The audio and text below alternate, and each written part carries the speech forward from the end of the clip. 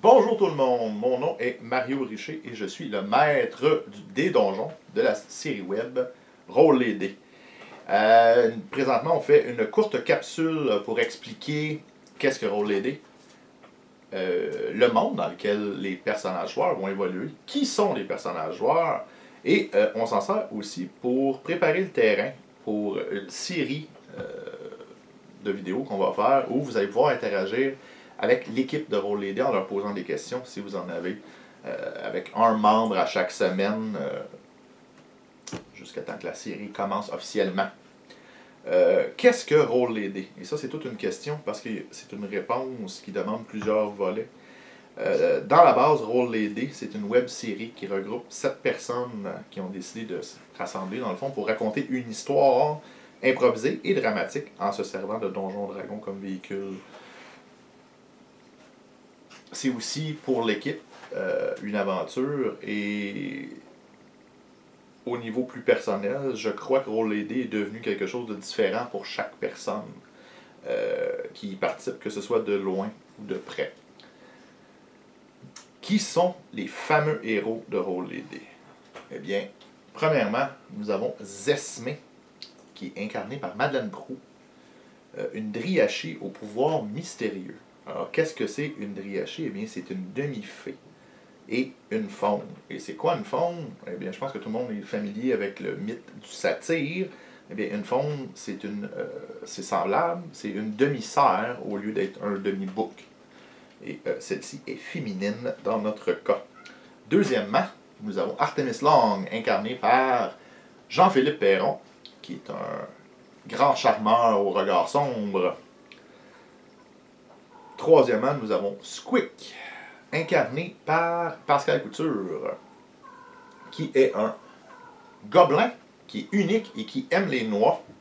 Notre quatrième personnage, Flair, incarné par Mélissa Parent, une demi-élémentale de feu qui possède un tempérament explosif. Cinquièmement, Cassius de long range, incarné par Éric Dagenet, un arbalétier, pardonnez-moi, aguerri. Et finalement, Kaizo, incarné par Jean-François Baudouin, un moine qui aime bien faire la fête. Alors, nous avons tous un groupe. En tout cas, j'ai vraiment hâte de commencer avec eux pour voir où notre histoire va nous mener.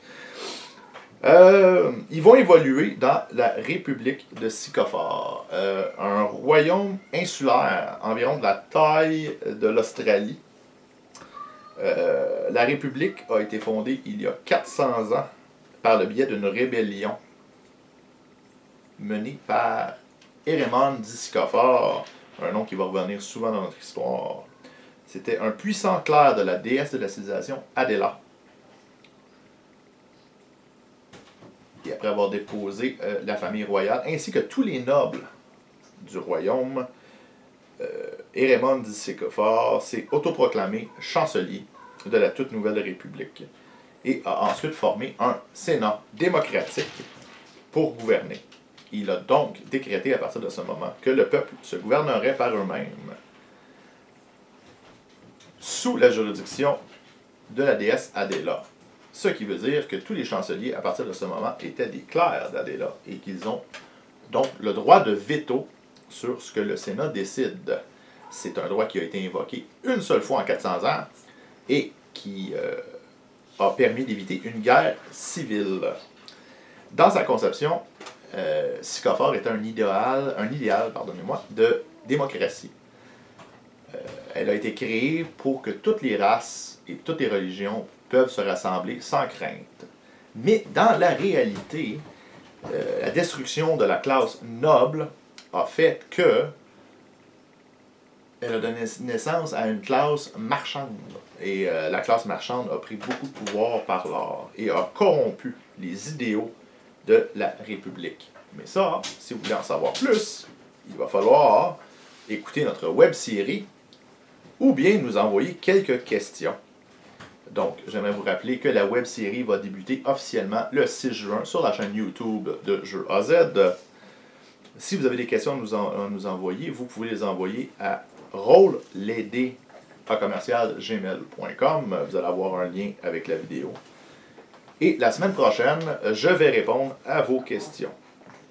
Sur ce, n'oubliez pas de vous abonner à notre chaîne YouTube et de laisser un j'aime sur la vidéo, on l'apprécie beaucoup.